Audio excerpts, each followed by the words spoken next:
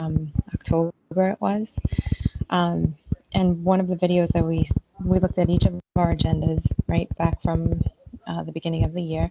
And our first video that we showed you, those of you who were there, was a video about the opportunity of adversity by Amy Mullins. And we were just kind of joking with one another that one of us, maybe Brandon or me or Liz, I'm not sure, was a witch, and that we kind of foreshadowed the future in that video.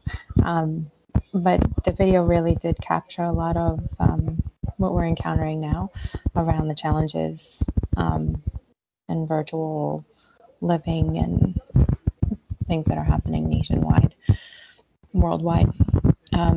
We navigated into conversations about closing the gap.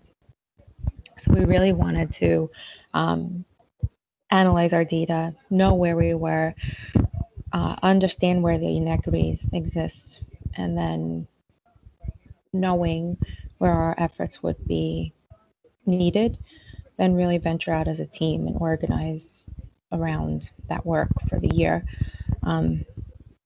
And COVID right now really amplifies those inequities even more.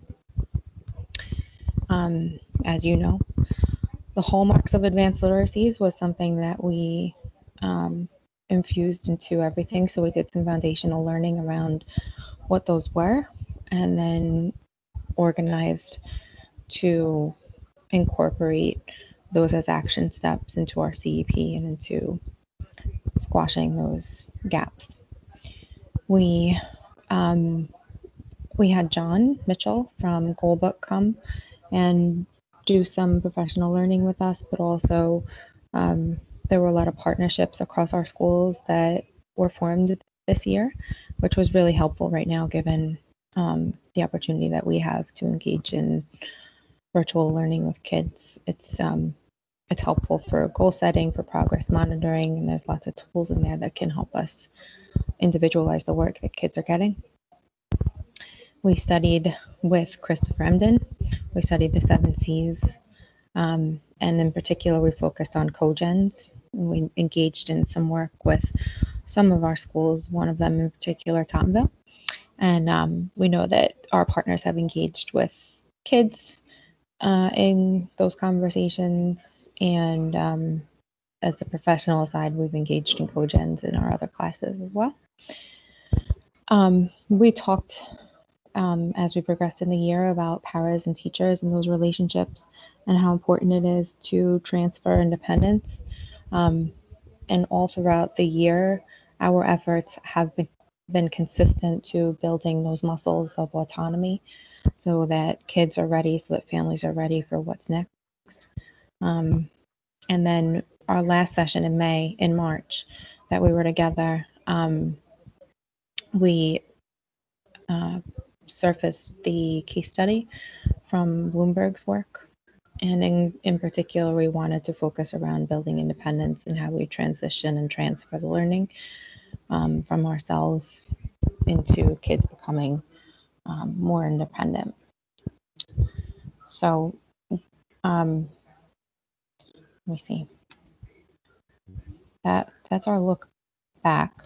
And then we had, so right now we actually want to see where you all left off. So from March or even before March, if you click on the Jamboard right there, I don't know if you've had the chance to try this out yet, but it's really cool. So if you click on the Jamboard, it's like a virtual Post-it or virtual whiteboard, or it's like Padlet, but a little messier, I think, and a little more opportunity for being creative. So we want to ask all of you to engage in just sharing out what you either pre-March or from March till now, what are some of the ways you've been fostering independence during remote learning, or even before that, just to follow that thread line of the work that we've been engaged in all year. So go ahead and click on that. If you've been able to access the presentation, just click on the Jamboard and start. I see some of you popping up there. Just go ahead and start entering in some of the things you've been able to do. And maybe in case they haven't been able to get into the presentation, maybe if somebody could just pull the link from the presentation, put it in the chat, just so they can click on it right through there. See like 5, 6 people in it already, which is good.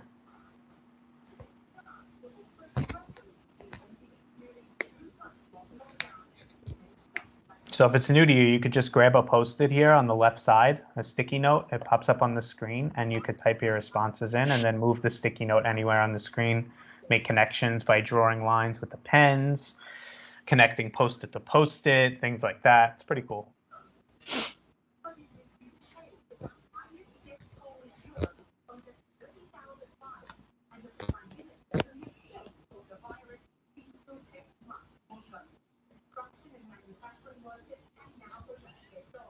You could also, if you don't want to use the Jamboard or your computer won't let you right now, you could just, I know, you could, the sticky notes on the left side, that taskbar on the left.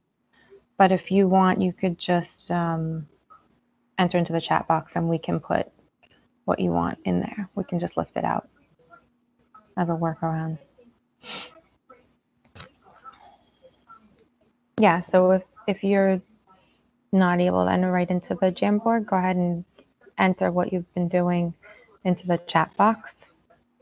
Just enter what you have been doing to foster independence during remote learning. Wonder why it's not letting them in. It's okay. We have a workaround. No problem. Maybe it's because I'm not logged in, but it should be.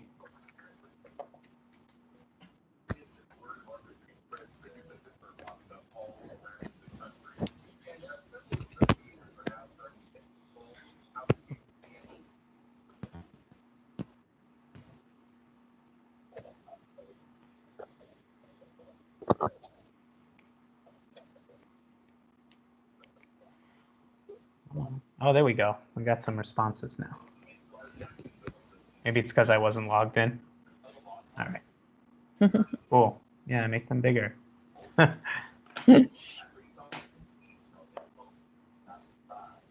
Yeah, if any of you have missed any of the either the registration link or the sign-in link or the presentation link, just scroll back through the meeting chat and you'll be able to see that.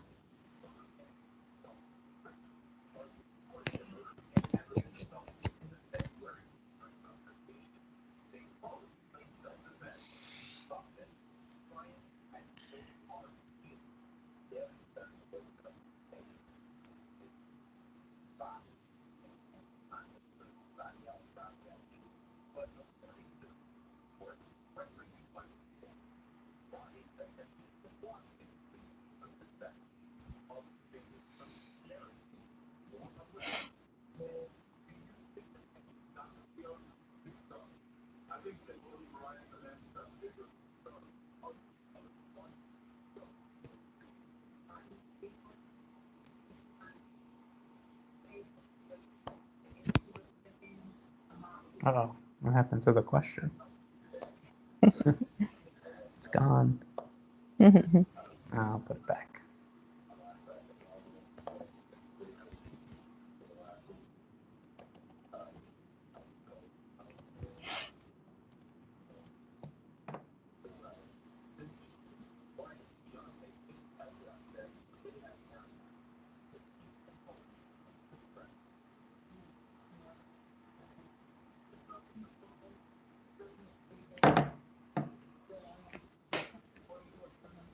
Yeah, so Samantha, communicating with families and showing them how to show a student work in various ways, giving different opportunities and being flexible in how children complete a task. That's important to have those regular check-ins, right? Because if kids are not submitting some work, then we have to find out why, and then maybe it's those smaller chunks of learning that we need to hone into. Teaching kids how to manage their time has been really helpful, and that's something lifelong that's going to be able to carry over. Thank you, Giovanna. Positive feedback. Yeah, that's probably more important than anything, right? I got a couple of emails from my kids' teachers this weekend, and the first things they say in the emails are, "Thank you for staying motivated. Thank you for submitting your work. We appreciate your resilience. You're so strong. We're so proud of you. Thank you for staying motivated and engaged." All those things, right? It really goes a long way. Otherwise, it's just, you know, reading and thinking. Engaging with kids. Chrissy, thank you. Daily Google Meet, and then students are asking you questions. I'm sure they appreciate that. Lisa having live lessons.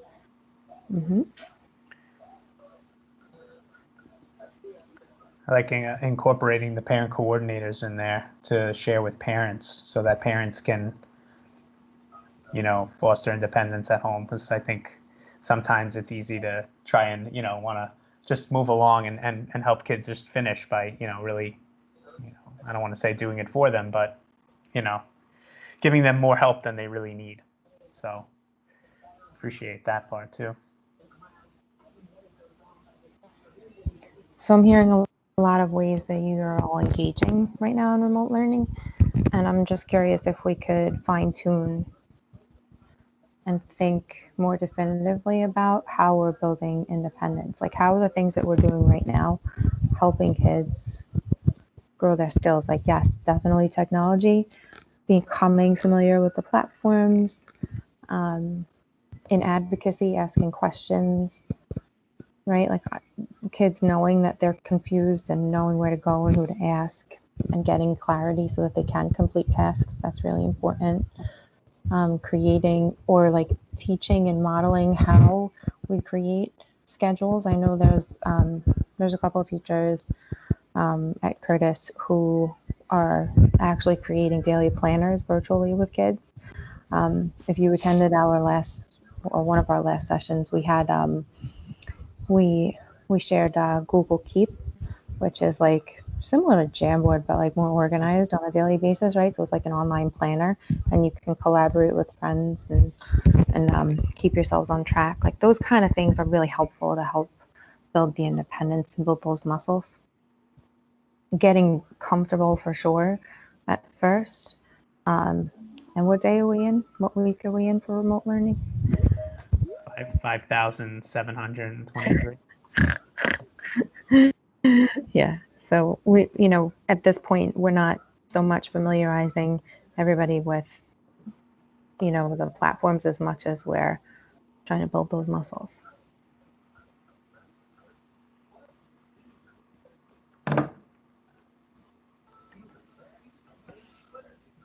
Cool.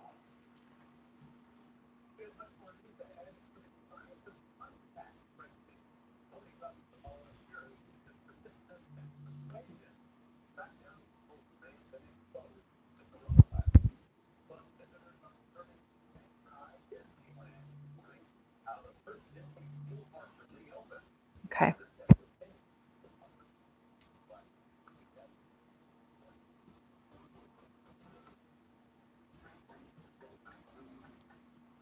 Virtual shout outs to students and some words of encouragement. Yeah, kids love that, you know.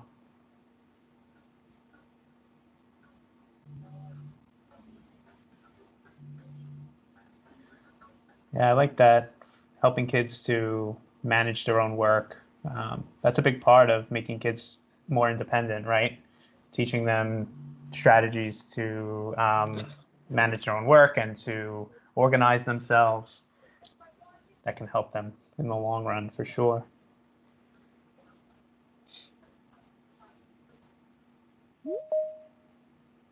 Cool.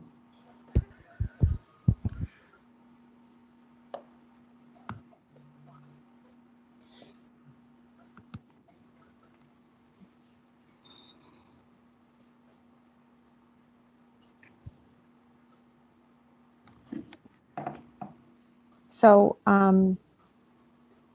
this comment here, it's a blue post-it on the right side of the Jamboard, hosting resources and supports in Google Classroom for students and staff to access on their own time. So who posted that? Do you mind unmuting yourself and just speaking to that self-regulation component that that's alluding to.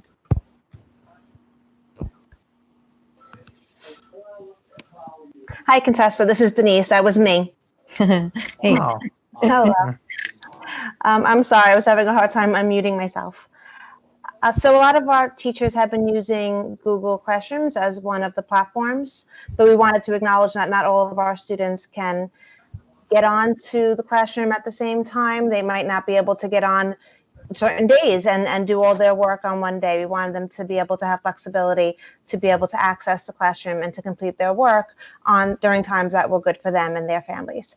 So teachers wanted to make sure that all the resources that they were using, that the students would be able to access at a touch of a finger. And as we realized that a lot of these platforms were new for our students, and some of our students weren't with necessarily their own families, maybe they were with grandparents or different things that were going on with their homes. We wanted them to be able to access all the resources that they might have been able to easily access in the classroom. So whether they were graphic organizers or just videos of pre-recorded lessons or videos of past recorded lessons, or just different websites where they could go and access some of these materials. We wanted to make sure that everything was organized for them so they could just pop on there whenever it's good for them and access these materials and continue with their learning.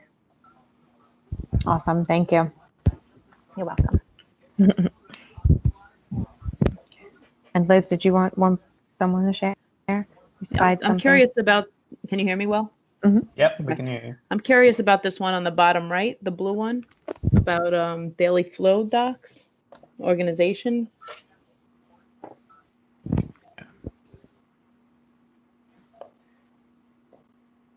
Yeah. Who shared that one? Do you mind unmuting yourself? Hi, it's Josephine. Coco, how are you? Hi. Hi, Josephine. Hey, Coco. Hi. So we created a daily flow for the kids to help keep them on track. We tell them what assignments are due and when they're due. We remind them and give them links to Go Noodle or to other websites like Calm to take their breaks in case they are overwhelmed. And it seems to help because they know they've been completing all their work assignments and then they reach out to us if they need help. But it kind of gives them that sense of stability that they're lacking, not being in the classroom with us. Yeah, and that really connects to the executive functioning piece that we've been talking about, right? That the more anxious we all are, the more attention we need in that area. So I think that's really valuable, those supports. Yes. Thank you. Thank you. Yeah, I also really like the way some of you, this one in particular is speaking to that transfer article that we read back in March as well. Remember, that's what we were talking about. The goal for all kids, all our kids with disabilities is independence, right? Especially our kids with paraprofessionals, and that's really what the case study was around. How are we fostering more independence and just looking forward, in a child's education career into, well, what may they, what can we start to reduce or take away, right? And so I think if you're helping kids in this area with organization, pacing, reminders, eventually these are things that hopefully they can do by themselves. So thank you. All right.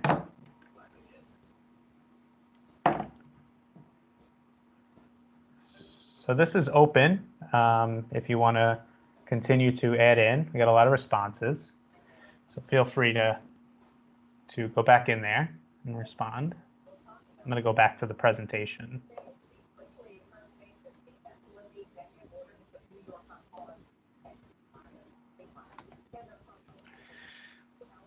All right, so what this slide is basically showing, this is pretty new data. We got this at the end of last week. This is interaction data. So this is what the city is measuring in terms of, basically in terms of attendance, right? How are our students with disabilities, students with IEPs comparing to their general ed peers in District 31 in terms of interaction? As you could see, it's very close. Our students with disabilities are at 87% compared to their general ed peers at 89%, which which is good. I mean, it's a close number. I think citywide the numbers are a little bit higher, but you know, that's we're still up there. So continue to create as many, you know, student interactions as possible, and of course as many live interactions as possible for our students with disabilities, small groups, one-on-one, things of that nature.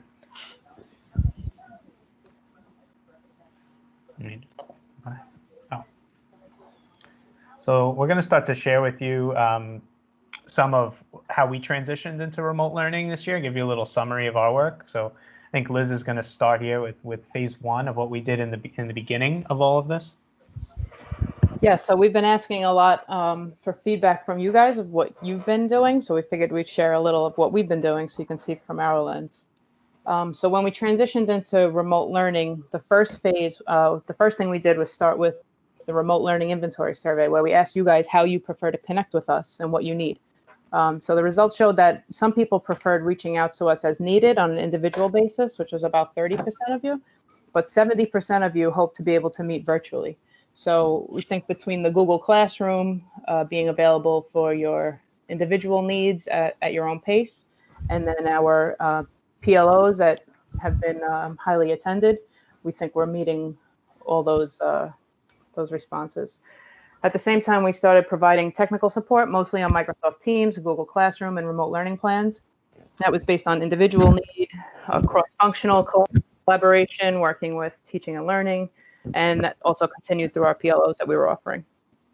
As guidance was released from Central, we ensure that stakeholders are aware of updates by posting and collaborating through the Google Classroom, sending emails, providing individual support as needed.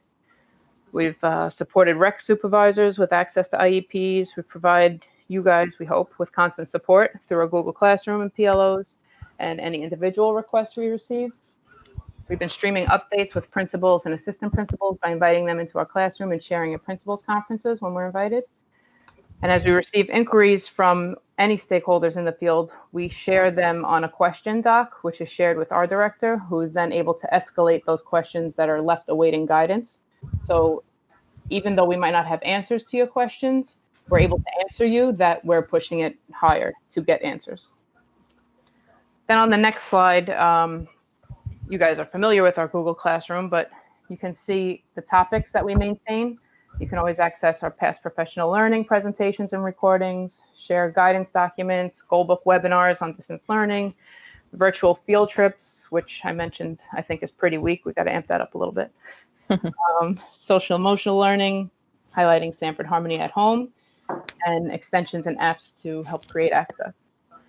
Then on the right side, you can see our plan for professional learning remotely, which considers that remote learning inventory survey that we started with. So in phase one, we presented Remote Learning 101, where we highlighted some basics and valuable resources like Goalbook and Sanford Harmony. Then in phase two, we presented our TED Talks, which highlighted our AZ and state partner work around guidance and compliance. And now we're into phase three, where we've already presented the PD on tools to create access and virtually designed instruction, where we collaborated with our teaching and learning tech expert, Jackie Utanio. Now we're at our Culminating Liaison session. And then also coming up in May, we're hosting PLOs on universal design for instruction in the remote world, foundations of ICT and transitioning in the remote world, and specially designed instruction, which you can find those all on our one-pager. And that was phase one. Now phase two, I think Contessa is going to talk about. Yeah, so this is more of a recap for everybody because we've kind of lived through it already, but we just wanted to share, make our thinking visible here. So when we were sitting and mapping out the plan for virtual support for everybody, we were thinking cross-functionally, making sure that we included and thought about all of the areas of support that would also kind of overlap. So like Liz said, our special design instruction in the remote learning world required collaboration with Jackie for technology, and also some really cool ideas for how that can be transformative in this space. ICT that's upcoming and UDL are upcoming because we were thinking like that the ICT foundations are something that not everybody had the opportunity to attend those 8 days over the last couple of years that we've offered. So we just embedded a little bit of that understanding and then components about transitioning in the remote learning world for both of those sessions. Our virtual office hours, we launched them last week. We have a couple of people who attended, and then we had some workarounds that we needed to figure out with functionality around Google Meet, and we're experiencing our See It culminating sessions right now. Next slide, please. So these are just some snippets from the sessions that we already held, and then the SDI session, if you did miss it, we recorded it. The recordings are held within a warehouse, a virtual warehouse with the IIT, so that they are accessible citywide. So that document we shared out in Classroom, you can access any of the recordings from not just our sessions, but then also anything that the city is doing or the other boroughs as well. So when you have time, you can check that out. Next slide. And then we just, we ask for your feedback because we want to make sure that what we're preparing and what we're giving and how we're supporting makes sense and is relevant in what you need. So we just collect some information. Truth be told, we didn't have a lot.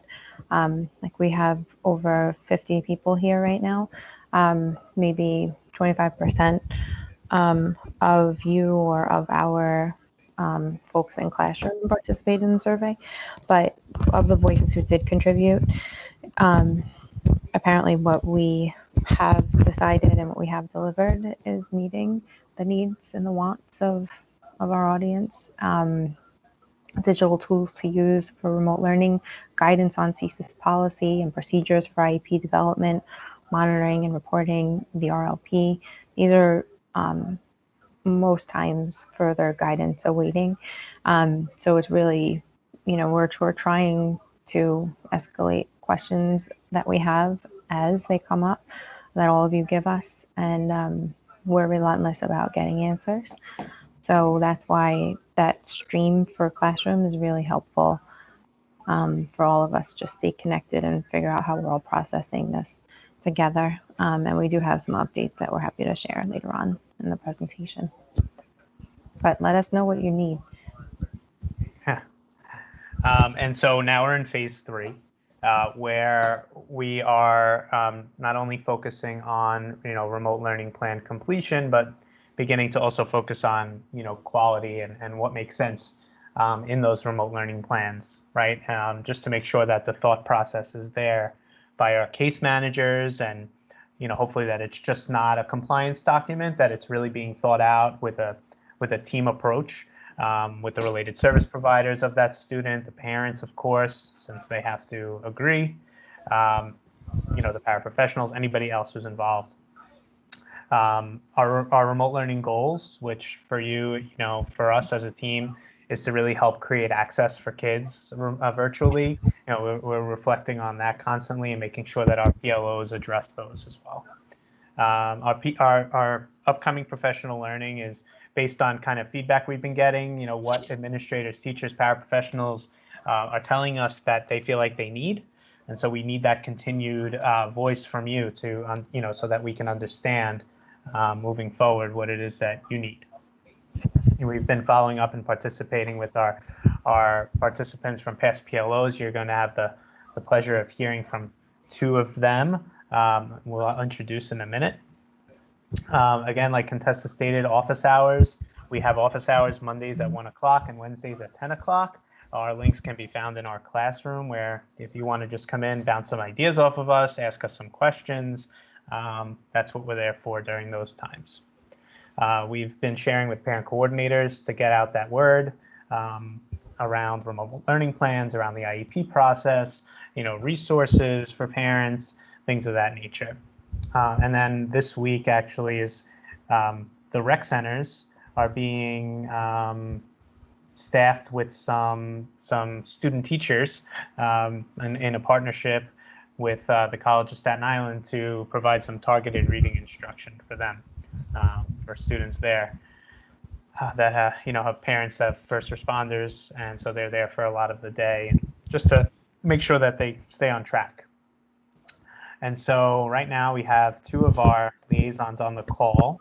We have Denise DiNicola from PS69 and Giovanna Palmer from IS34, and they're going to take us through a few video clips of what they have been, bringing back and working with teachers on for the year and during remote learning. So, Giovanna. Hi, everybody. Hi. How you doing? I'm glad everybody's okay. So the video that I'm going to show you is just kind of a thought process that started in terms of figuring out what the remote learning plan was going to look like.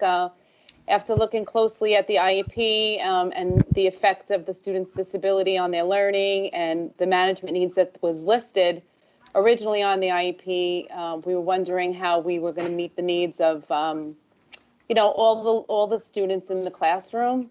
So this video is going to kind of work you through 3 different platforms that you can use to support different learners engaging in the same activities.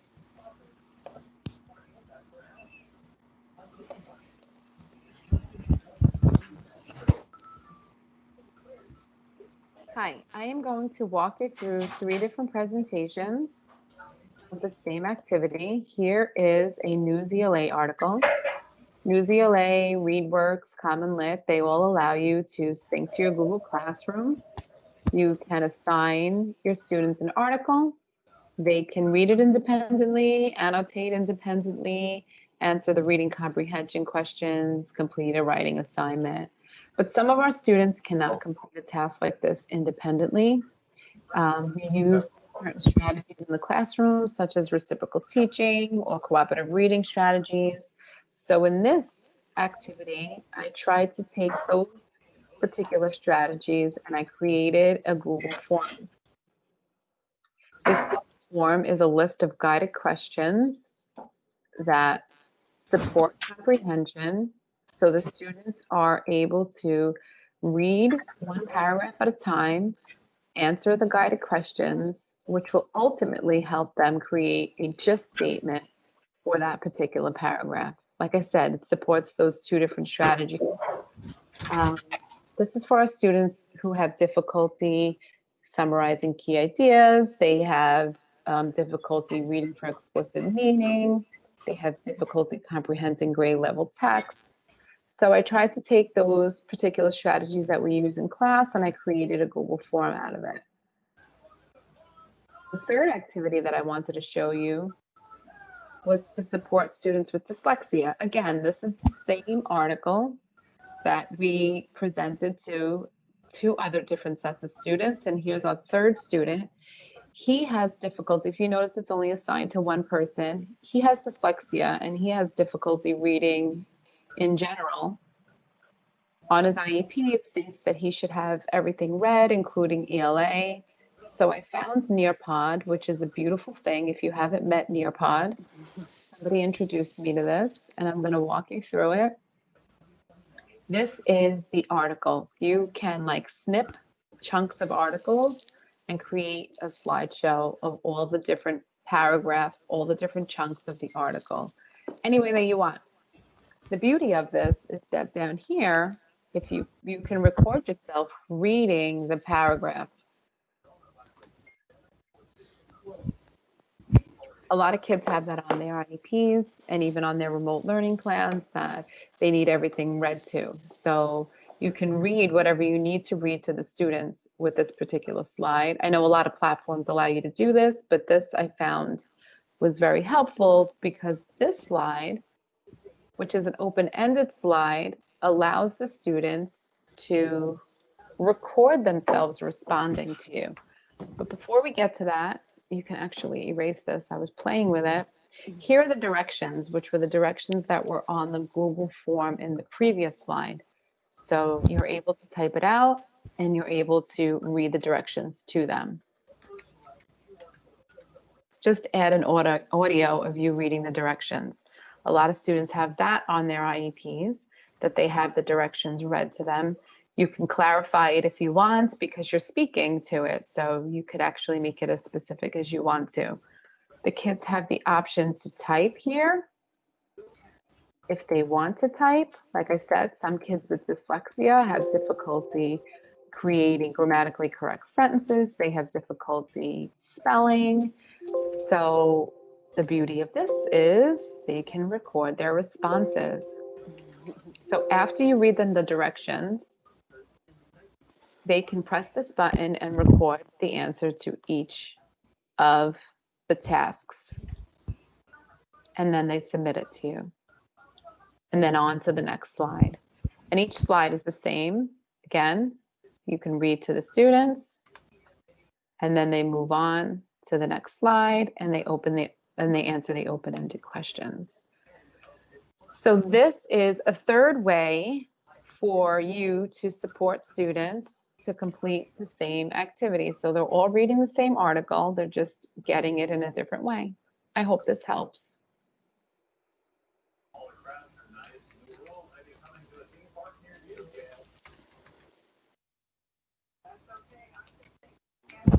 Thank you so much, Giovanna, for sharing and for sharing with your teachers all the ways that you have learned to create access for kids. So Denise, are you on the call? Yeah, right? Yeah.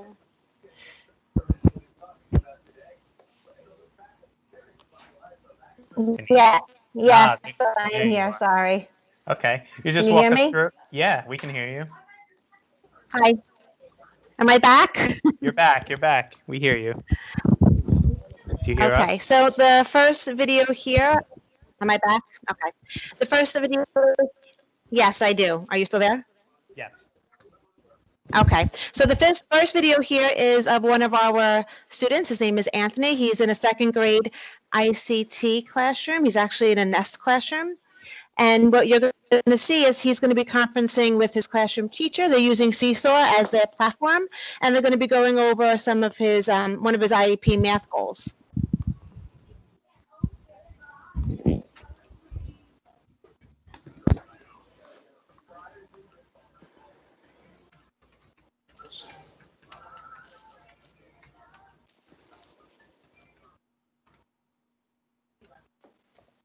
Hi, Anthony.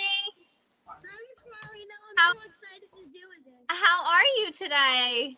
Great. Good. So what we're going to do, can you just move back a little bit? I can't see your whole face. There you go. Perfect.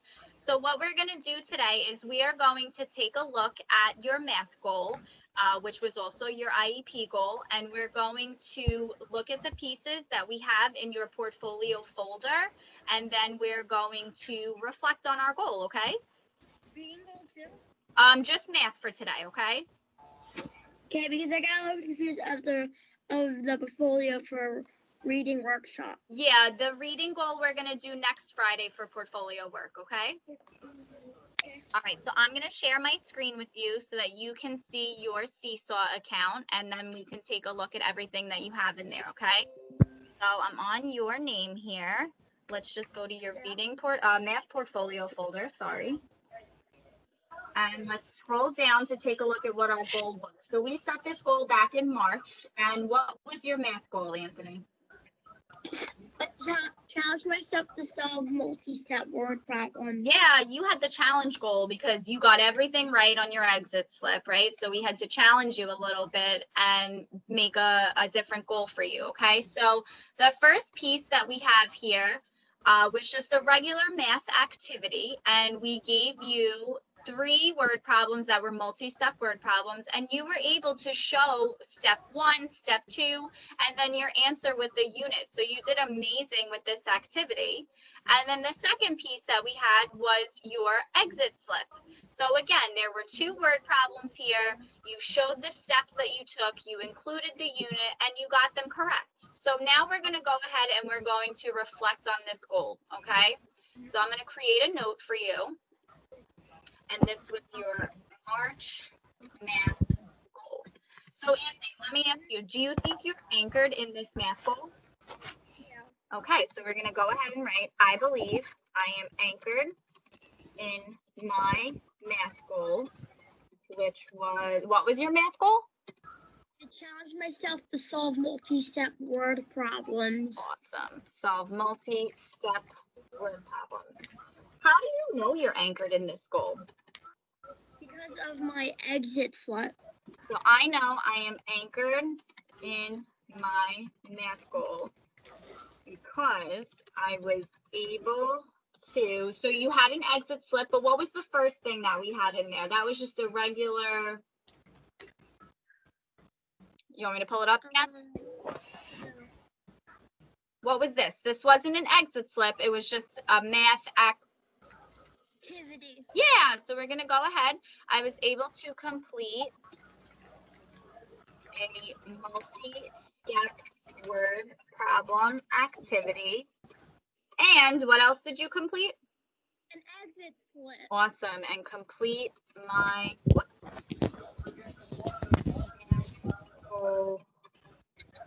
exit slip. So why don't you go ahead and read that back for me and from the beginning? Go ahead, read it. I believe I'm anchored in my math goal, which was to solve multi-step word problems. I know I am anchored in my math goal because I was able to complete multi-step word problem activity and complete my exit slip. Awesome. So we're going to go ahead and we're going to submit this note. Anthony, math portfolio. And boom, there it is. There's your reflection. Yeah. Okay, so just because you are anchored in that math goal, Ant, doesn't mean that we're just going to forget about it. Of course, we're going to still work on it like we always do. We're going to continue to practice it. But as of right now, you did such a great job with that goal that we can reflect on it and move on to possibly a new goal. But like I said, we'll always still work on that goal. Sound good? Yeah. All right. Love that kid every time I see him. He's so cute. All right, Denise. Okay, so the second video here, the third video actually, is of a girl that's in our 5th grade ICT classroom, and she's going to be walking you through how she solved one of her math problems using Flipgrid.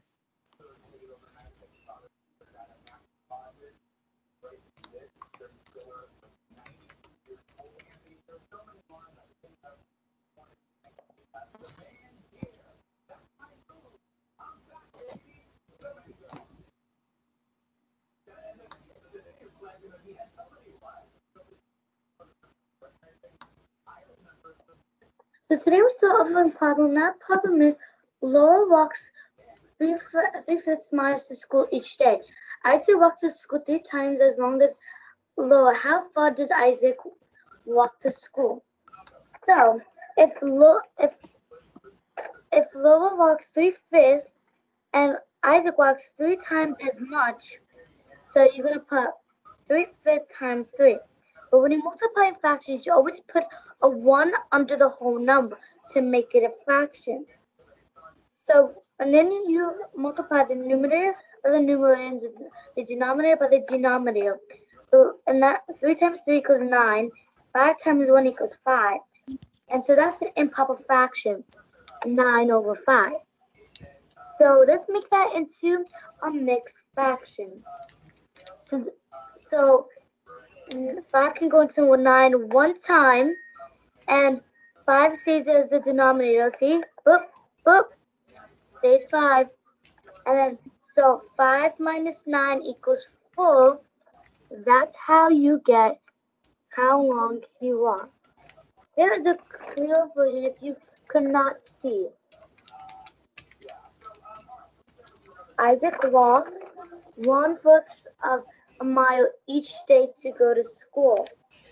Thank you. So, yeah. She's great too. Okay, and the last one? Okay, the last video is of 2 of our 5th grade ICT teachers. They are reflecting on the lesson from the previous day, and they're going to be analyzing some of their data. And then from that data, they're going to be planning their next day's instruction, which includes how they're going to create differentiated groups and also some enrichment activities.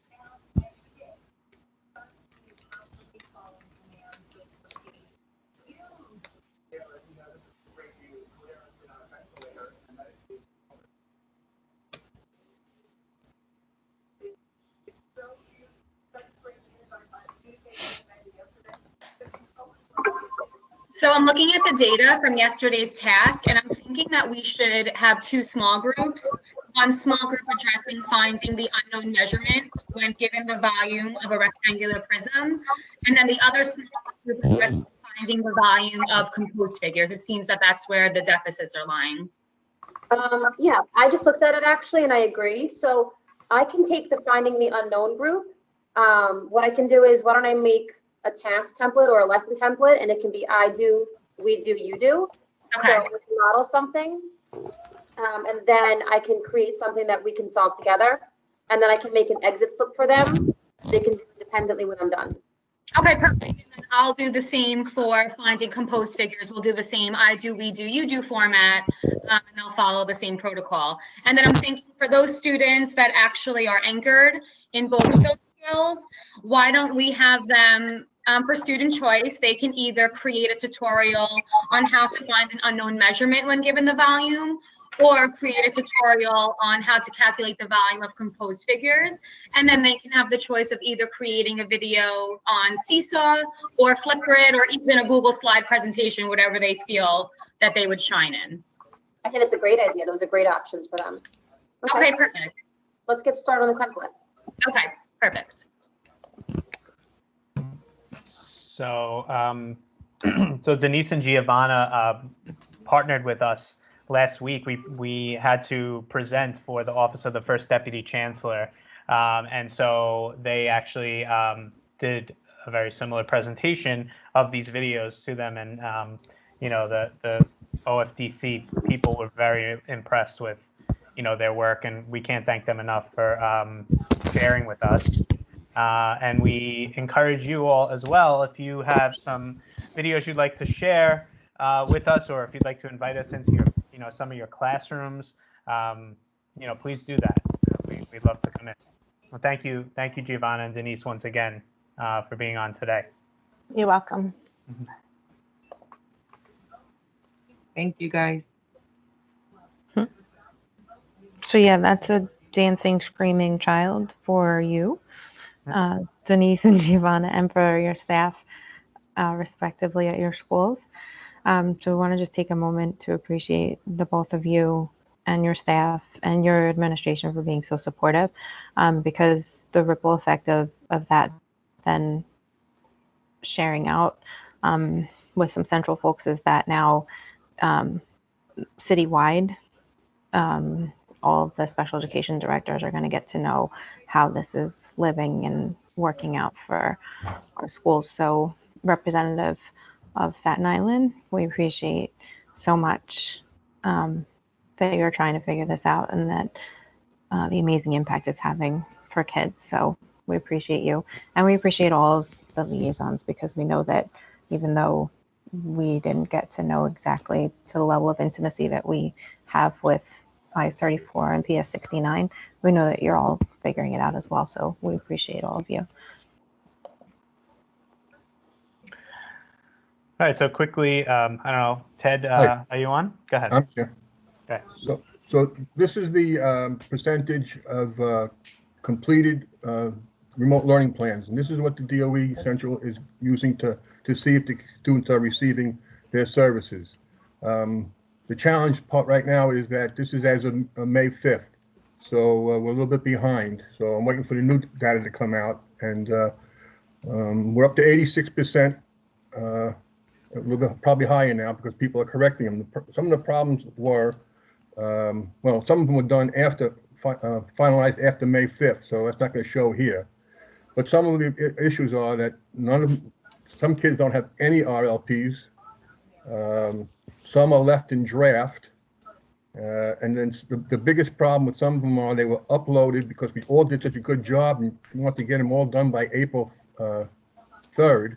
We uploaded them, and no one told us at the time that when you upload it as a document related to IEP, that you needed to title it Remote Learning Plan. And some people just put down, you know, RLP or something else. So right now, I'm waiting for guidance about that. But if you know, I suggest, if possible, you know, if you might want to reconsider those that were uploaded incorrectly, and you might want to consider doing directly now into CSIS. There's something, you know, there's something to think about, because we need that 100% of remote learning plans. And as soon as the new data comes out, we'll forward it to the schools that don't have 100% and see if we can go from there. Also, they're asking, related service providers, speech, OT, and PT. They're supposed to be documenting their services in encounter attendance, and they're tracking that also. And that also is important that they do it because after this is all over, we're going to have to start making compensatory services and RSAs, and we'll never catch up. So this is we need this documentation to show that the student was receiving services, and that goes for the sets and paras. They all should be documenting their services in encounter attendance and thesis. And the only thing that we're waiting for now is the guidance counselors, their guidance. There are some things being discussed, but we don't have anything official yet. And as soon as we have that, we'll share it. Okay, next, Brandon. So these are some of the questions that were asked, and we're finally getting some answers about how the paras should be documenting their services. There's even an example there. Again, it's if they're not seeing the students and they're not doing anything to the students, then there's nothing to document. But anytime they touch the student, they should be documenting encounter attendance and putting notes in there. And there's an example there. Yeah, it's showing, it says it here in writing.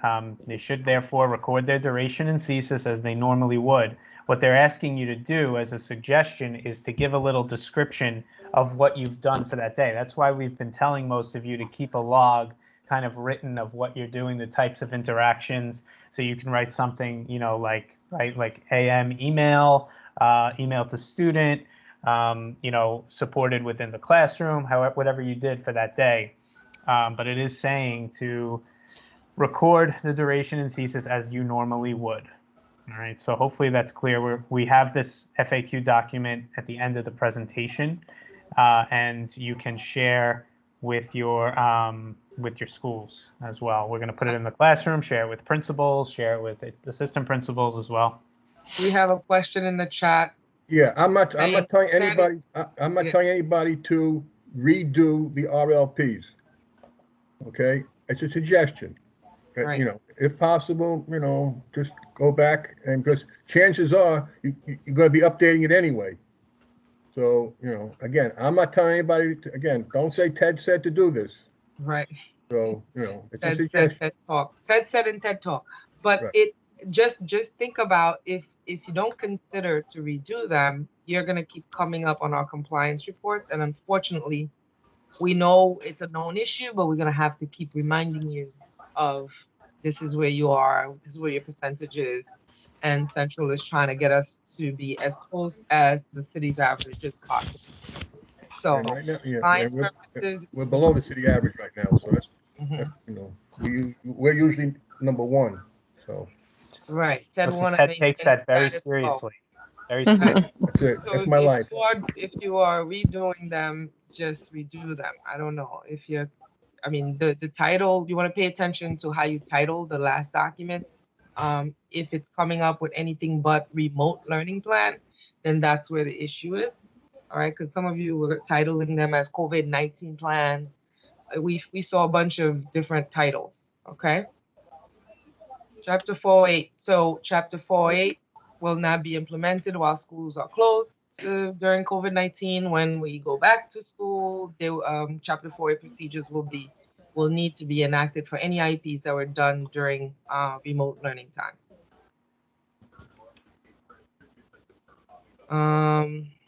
They have a question in the chat. Should we be logging our entire? We're talking about synchronous and asynchronous time. So if you have any direct session with a child, you are documenting that in thesis encounter attendance. Direct interaction, direct engagement with a child. Those are the ones that you are. Anything else, you're given the option to put in notes what you've done that was not. Yeah, and it does say in writing there to log duration as you would normally. So if you would normally log duration with a student for a full day, if you're a full-time para, then that's what you should be doing. But you really should be clear in that notes section about the synchronous and asynchronous learning that you've done throughout the day. So it's a little more detailed. It's just a suggestion to cover yourself, right? So not saying you have to do that, but I think it's smart. Yeah. Catherine, the reports are coming. They're coming from Ted and I. But if you have not, if your numbers have been good, we're triaging and we're tiering the reports right now. So if you're not egregiously bad, we're not reaching out to you. But if you need updates as we get them, because we haven't been sending to everybody every time. But if it's something you want to take a look at, you can email me personally or Ted personally, if anybody else. We're not sending 73 schools reports every Friday, right? So we are triaging. All right. So this is kind of your final reflection for the year. So I know this is in addition to our feedback that, for our sessions that we've been talking about. This is as a liaison, right? So for our liaisons, how can, to help us better our practices of running these sessions in the future. If you can answer these questions, you can either click this link to do that, or on the next slide, there is a link to a Google form for that. That would really be helpful for us, to let us know, something that you really like about what we do, one thing we should change, speaking personally, professionally about yourself, your greatest strengths. What do you think you were better prepared about? So, what would you like to learn more of, basically? Things of that nature. As much and as best as you can answer these, take your time with them. When you have a few minutes, we would really appreciate it. We really do use that reflection data for us in the future. So thank you for that. All right, and these are, like I was saying before, some resources and documents, our one-pager, which is constantly updated, our feedback form after you go to one of our PLOs, the liaison reflection form that we just spoke about. The SIBO remote learning page is great. It has a lot of resources that's curated by educators throughout our district. There's codes that get you free access to certain platforms in there. Check it out. Things for parents. The NICED FAQs from April 27th. It's like a week and a half ago. There's some updated guidance in there. And the May 2020 FAQs is the FAQ that we read for you. Some good music. The paras and the 408 guidance. There's a few other questions in there as well, and we're going to share that out. All right. I think that's it. That's our last slide. We have our office hours today at 1 o'clock. If you have any kind of personal school-based questions, if you'd like to join on, I'll put the links in Classroom up to the top again for you to join. But if there's any burning questions right now, if anybody is monitoring the chat. It doesn't have to be personal. It could be about school stuff. It doesn't have to be personal. That's not what I meant. Personal school, like, just about your school. But thanks, Ted. Thanks for the clarity. Appreciate it. Ted is a literal guy. Can we resend the one pager? I can't seem to find it. It's actually in one of these. It's right here. It's on the screen. I mean, if you have access to the PowerPoint, you can get it from there. The classroom code is JUN63. All right. I think, are there any others? That's it. Was there any questions missed? I've been monitoring this chat. I think that's for us. What is incorrect? What if the incorrect OLP was finalized? Can we complete another one? Yeah, Ted, answer that. It's up to you as a school to redo it if you want. It's not a mandate. All right. Coco, we appreciate that you find this to be a clear understanding of the best practice for paras and thesis. So thank you. All right, I think we're good, guys, in terms of questions here. Can you please send the link to PowerPoint? It's in the chat. Yeah. All right. So for sets attendance, direct if it's live. If not, we can put it in the session notes. Ciara. So is that a question, Ciara? I'm not sure. So for sets attendance, direct if it's live. If not, we can put it in the session notes. I guess, yeah, it's a best practice. If you want to do that, fine. I mean, I think sets providers typically have to do session notes anyway. So yeah. Right. Yeah, I would Okay, agree. great. All righty. All right, guys, thank you. We'll be in touch. We have some future sessions I'm sure we'll see you at. Stay well, be well. We love you and appreciate you. B, can we say the link that we added of the ones we did before, can they go and register? Did you want them to do that? Oh, yeah. Yeah, I sent them an email. Like if you attended a past presentation, past a PLO and you want CTLE credit, you have to go back in the one pager and click on the registration, even though it's going backwards. Otherwise, we can't give you CTLE. So you have to register if you want the CTLE, and you'll get your CTLE. I'm sure by the summer you'll get a certificate. All right. Thank you guys so much. All right. We appreciate it. Thanks, Okay. everybody. Bye. Bye.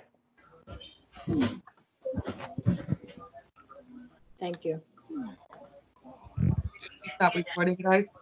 Yes, I did. Okay.